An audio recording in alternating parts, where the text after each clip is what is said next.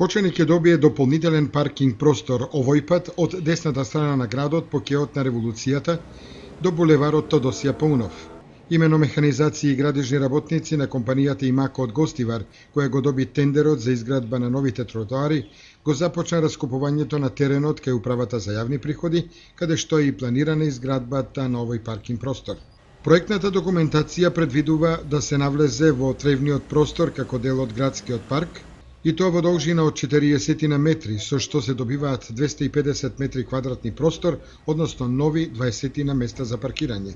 По изградбата на овој паркинг простор ќе започне да се реализира уште еден простор, и тоа во правец на Центарот за култура Белим Огри во Кочани. Ќе се направи проширување на паркинг просторот, со што ќе се добијат 270 метри квадратни сообраќајна површина за оваа намена. Односно, ќе се постави нов асфалтен слој на површина од 520 метри квадратни. Со тоа заедно со сегашните 15 на паркинг места зад чешмата и градскиот парк, ќе се добијат уште околу 40 на нови места за паркирање, односно ќе се оформи јавен паркинг простор од потегот на Управата за јавни приходи до Центарот за култура Белим Огри.